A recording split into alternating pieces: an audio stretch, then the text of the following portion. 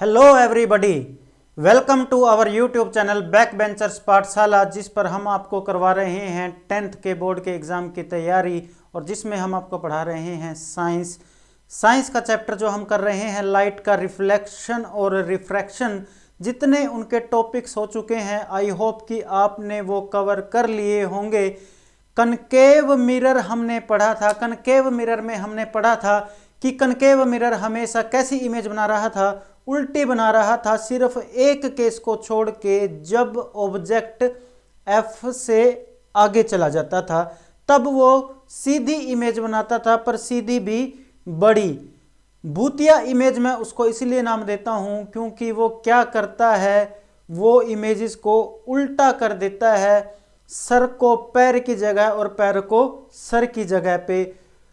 उस स्थिति में कहीं भी कनकेव मिरर से हमें ऐसी इमेज नहीं मिली कि जो सीधी भी हो और बहुत छोटी भी हो, ताकि हम ज़्यादा से ज़्यादा चीज़ें मिरर में पीछे की तरफ या सामने की तरफ देख पाएँ। इसीलिए हमें ज़रूरत पड़ी एक और स्फेरिकल मिरर, जिसको हम कन्वेक्स मिरर कहते हैं।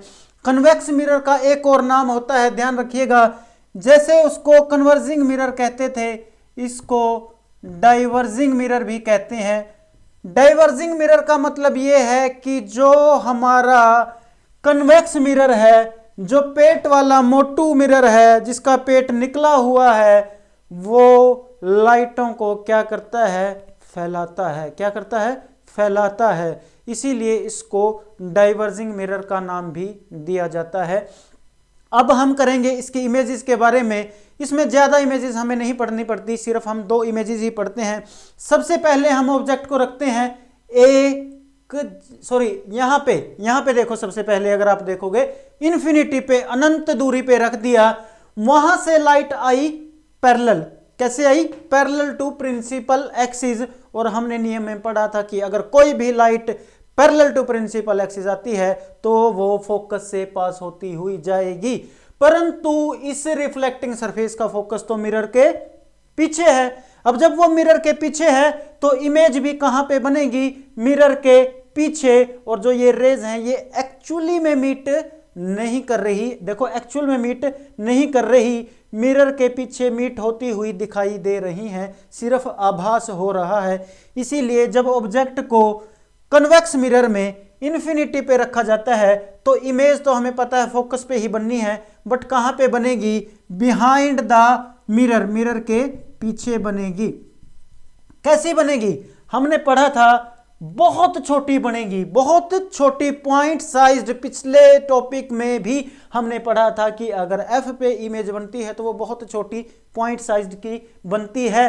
अब जब नहीं ये एक्चुअल में रिफ्लेक्टेड रेज एक्चुअल में मीट नहीं कर रही तो इमेज कैसी बनती है, वर्चुअल, सिर्फ आभासी। और जब आभासी है, मैंने बताया था कि आभासी के साथ इरेक्ट का तो जोड़ा होता है। इमेज कैसी बनेगी, सीधी इमेज बनेगी। फिर हमने क्या किया, ऑब्जेक्ट को रख दिया P और इन्फिनिटी के बीच में। ये हमारी यहाँ पे P होती है, पोल होता है, और इन्फिनिटी कहीं भी हमने एक बार इसमें ऑब्जेक्ट रख दिया। और जब हमने लाइट पास करवाई, सबसे पहले लाइट पैरेलल पास करवाई, तो हमें पता है कि वो फोकस से पास होगी। फोकस इसके स्फीयर का जो रिफ्लेक्टिंग सरफेस है उसके पीछे है, तो वहां से आती हुई लाइट प्रतीत होगी। फिर मैंने लाइट को क्या किया, सेंटर ऑफ कर्वेचर से पास करवा दिया। सेंटर ऑफ कर्वेचर यानी कि परपेंडिकुलर। जब मैंने ऐसा किया तो लाइट उसी डायरेक्शन में वापस चली गई और इमेज हमारी कहां पे बनी, P और F के बीच में इमेज बनी। कैसी बनी, देखो ये इतना बड़ा ऑब्जेक्ट था, इमेज कैसी बन रही है, छोटी बनी। कैसी बनी, छोटी बनी। कहां पे बनी, मिरर के पीछे। देखो मिरर के पीछे कहां पे कटती हुई दिखाई दे रही है, यहां पे, तो मिरर के पीछे बनेगी। उसके बाद वर्चुअल और इरेक्ट बनेगी। ध्यान रखिए, इसके अगर यूजेस की बात करें, ये जो मिरर है ज्यादा एरिया कवर करता है। क्या करता है, ज्यादा एरिया कवर करता है। बड़ी बड़ी बिल्डिंगों को, बड़े बड़े दरख्तों को ये अपने अंदर दिखा देता है, उसकी इमेज को दिखा देता है। इसीलिए इसका यूज किया जाता है रियर व्यू में। कैसे, रियर व्यू में। गाड़ियों का जो पीछे देखने के लिए शीशा लगाया जाता है उसमें किसको दिखाया जाता है, रियर व्यू को, रियर व्यू देखा जाता है, और उसमें जो लगा होता है मिरर वो होता है हमारा कन्वेक्स मिरर, ताकि ज्यादा से ज्यादा पीछे की चीजों को देखा जा सके और बिल्कुल सीधा देखा जा सके। पार्किंग में भी आप लोगों ने देखा होगा या गलियों में कहीं पे आप लोगों ने देखा होगा कि मिरर लगा होता है, कौन सा, कन्वेक्स मिरर, ताकि ज्यादा से ज्यादा जब आप पार्किंग में से ऐसे निकल के आते हो तो सामने आपको बिल्कुल ऐसा कन्वेक्स मिरर लगा हुआ दिखेगा, जिसमें से आप ऐसे देख सकते हो कि उधर से भी कोई गाड़ी आ रही है या नहीं, इधर से कोई गाड़ी आ रही है या नहीं, और गाड़ी बाहर निकालने के लिए अभी सेफ टाइमिंग है कि नहीं, क्योंकि उसमें से दिख जाएगा आपको हर तरफ का, गली चौराहों पे आप इस मिरर को बहुत आसानी से देख सकते हो। यह था हमारा कन्वेक्स मिरर जो इमेजेस को फैलाता था, और इसीलिए इसको डाइवर्जिंग मिरर भी कहते हैं। इस मिरर को जब आप लोग ताजमहल देखने के लिए जाएंगे तो आप लोग पाएंगे कि ताजमहल के सामने भी इस मिरर का यूज किया गया है। क्यों किया गया है? ताकि इतने बड़े ताजमहल को बाहर से ही देखा जा सके, बहुत दूरी से पूरे का पूरा ताजमहल उस मिरर में दिख जाता है। तो आप लोगों को एग्जाम में जब एग्जाम्पल लिखनी है या कुछ भी चीज इन मिरर से रिलेटेड ड्रा करनी है तो आपको नियमों को ध्यान में रखना होगा।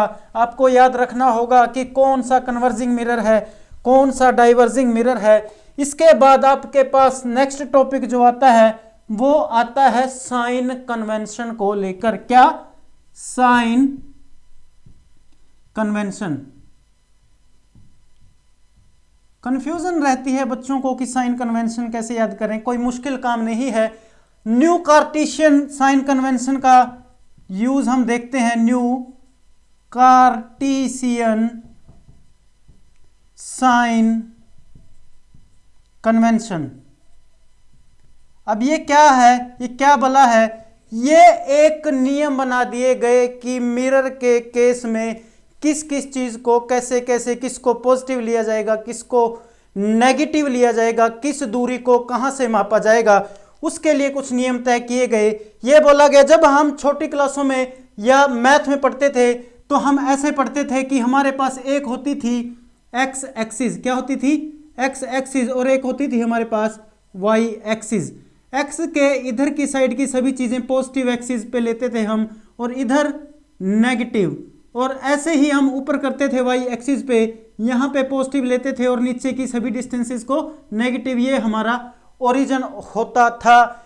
इसमें भी बिल्कुल ऐसा ही है। हमारे पास मान लो कि एक मिरर है, मैंने ये मिरर बना लिया, जो मेरा मिरर है, मेरा प्यारा सा मिरर जिसको मैं नाम देता हूं कनकेव मिरर का। अब यहां से मैंने क्या किया, ये मेरे को पता है पोल होता है, ये जो होती है प्रिंसिपल एक्सिस। ये प्रिंसिपल एक्सिस क्या होती है? परपेंडिकुलर टू मिरर हम इसको कंसीडर करते हैं, ये पोल होता है। अब यहां से देखिए कहानी कैसे शुरू होती है साइन कन्वेंशन की। सबसे पहला जो न्यू कार्टेशियन कन्वेंशन है वो ये कहता है कि जो ऑब्जेक्ट है, जो भी कोई ऑब्जेक्ट है, उसको हमेशा लेफ्ट साइड में रखा जाएगा। सबसे पहली बात ये कहता है कि चाहे मिरर कोई भी हो, स्फेरिकल मिरर कोई भी हो, ऑब्जेक्ट कहां पे रखा जाएगा? लेफ्ट में। अब मैंने ये यहां पे ऑब्जेक्ट को रख दिया, ए सिर, बी टेल। दूसरी बात ये क्या कहता है? दूसरी बात ये कहता है कि इस एक्सिस को, जिसको हम एक्स एक्सिस मान रहे हैं, और जो ये पोल है, इसको सभी की सभी डिस्टेंसेस कहां से मापी जाएंगी? All distance measured from pole. कहां से? पोल। यानी कि मैं कह सकता हूं पोल को क्या माना जाएगा? ओरिजिन। बिल्कुल। शुरुआत कहां से करनी होगी? पोल से। कहां से? पोल से। अब जब पोल से शुरुआत करेंगे तो न्यू कार्टेशियन साइन कन्वेंशन कहता है कि पोल के राइट साइड में, पोल के राइट साइड में जितनी भी डिस्टेंसेस होंगी उनको लेंगे पॉजिटिव। इसको एक्स एक्सिस बोल दो आप, और ये वाई एक्सिस होती है जो हम पढ़ते हैं। इधर की तरफ इधर की तरफ राइट की तरफ, पोल के राइट की तरफ की सारी डिस्टेंसेस को हम कैसे क्या लेंगे, पॉजिटिव लेंगे, और इधर की सारी डिस्टेंसेस को हम क्या लेंगे, नेगेटिव। पोल से लेफ्ट की तरफ की सभी डिस्टेंसेस को हम कैसे मेजर करेंगे, नेगेटिव में। अब रह जाता है हमारा खेल वाई एक्सिस वाला, यानी कि प्रिंसिपल एक्सिस के जितने भी जितनी नीचे डिस्टेंसेस होंगी, देखो यहां से नीचे होंगी, उनको हम लेंगे नेगेटिव, और जितनी डिस्टेंसेस को हम ऊपर मेजर करेंगे ओरिजिन से, उनको लेंगे हम पॉजिटिव। पोल के एक्स एक्सिस के राइट हैंड साइड में positive, left negative, positive negative, बिल्कुल वही, बिल्कुल मैथ की तरह, इसमें कोई ज्यादा मुश्किल चीज नहीं है। सो आप लोगों ने कन्वेक्स मिरर के बारे में पढ़ लिया है, साइन कन्वेंशन के बारे में पढ़ लिया है। नेक्स्ट लेक्चर में हम करेंगे बहुत ही इंपॉर्टेंट 2 फार्मूले, मिरर फार्मूला और मैग्निफिकेशन से रिलेटेड बातें। सो हमने यूजेस भी देख लिए थे। मिलते हैं नेक्स्ट लेक्चर में। Thank you.